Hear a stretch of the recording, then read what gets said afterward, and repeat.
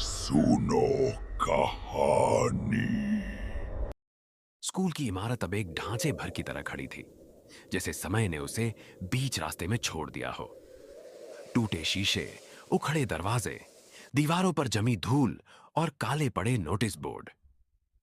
गांव के लोग इसे पुराना स्कूल कहते थे, लेकिन कोई भी वहां जाना पसंद नहीं करता था।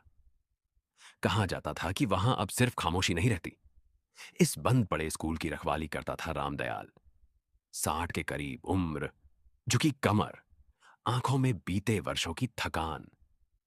उसे यह नौकरी 5 साल पहले मिली थी, जब सरकार ने स्कूल को अस्थायी रूप से बंद घोषित किया था। अस्थायी अब स्थायी हो चुका था, लेकिन रामदयाल रोज शाम को आता, ताला देखता, एक चक्कर लगाता और रात होने पर चौकी के पास बैठ जाता। पहली बार जब उसने घंटी सुनी थी, तो उसने इसे अपना भ्रम समझा था। वह ठंडी रात थी, हवा में नमी थी और चारों ओर सन्नाटा। अचानक टन टन टन, स्कूल की घंटी। रामदयाल चौंक पड़ा। उसने तुरंत ऊपर देखा। छत के कोने में लगी वही पुरानी पीतल की घंटी, जो सालों से किसी ने नहीं छुई थी। वह हिली नहीं, लेकिन आवाज साफ थी। उस रात वह डर के मारे घर चला गया। कुछ हफ्तों बाद स्कूल के पास एक और आदमी आने लगा, शिवनाथ मिश्र। कभी इसी स्कूल में हिंदी पढ़ाया करते थे। रिटायरमेंट के बाद शहर छोड़ गांव लौट आए थे। जब सुना कि उनका स्कूल बंद पड़ा है, तो मन नहीं माना। कभी कभी शाम को वहां आकर बैठ जाते, जैसे पुराने दिनों से मिलने आए हों। एक शाम शिवनाथ ने रामदयाल को परेशान देखा। क्या बात है? उन्होंने पूछा। रामदयाल ने हिचकिचाते हुए कहा, मास्टर साहब, आप यकीन करेंगे या नहीं, यहां घंटी बजती है। शिवनाथ मुस्कुराए। स्कूल की घंटी? बंद पड़े स्कूल में? मैं भी यही सोचता था, रामदयाल बोला, पर आवाज मैंने सुनी है। अकेला नहीं हूं मैं। अगली रात वे दोनों वहीं रुक गए।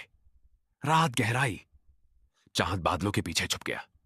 स्कूल की इमारत अंधेरे में और भी विशाल लगने लगी।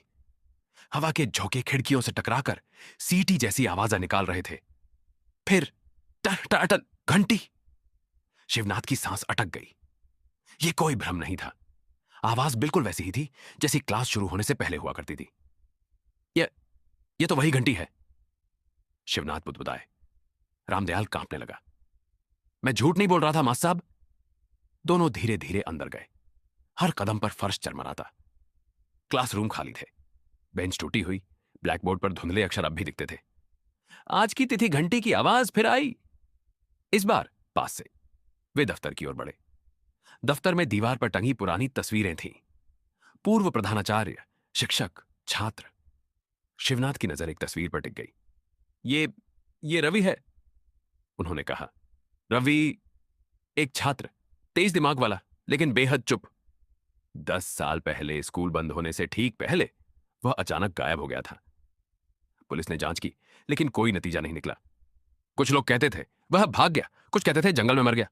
रामदयाल ने धीमे से कहा, लोग कहते हैं उसकी मौत यहीं हुई थी। शिवनाथ का चेहरा सख्त हो गया। नहीं, उन्होंने कहा, वह मरा नहीं था, वह सजा पाया था। रामदयाल ने चौंक कर उनकी ओर देखा। क्या मतलब? शिवनाथ की आवाज कांपने लगी। उस दिन मैंने घंटी नहीं बजने दी थी। सच धीरे धीरे बाहर आने लगा।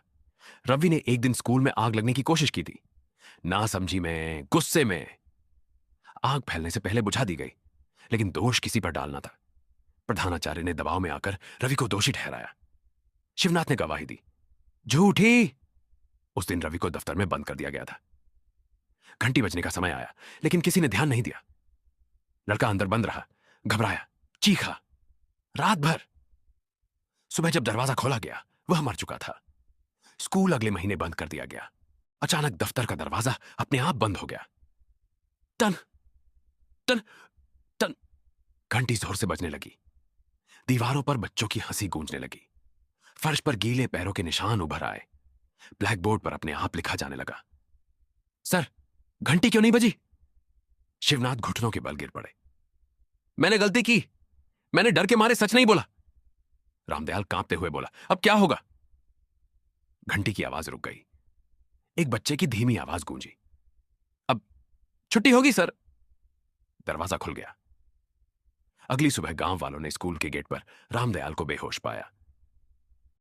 अगर आपको वीडियोस पसंद आ रहे हैं तो आप इस चैनल को लाइक, शेयर और सब्सक्राइब जरूर कीजिएगा ताकि हम आपके लिए नए नए वीडियोस लाते रहें।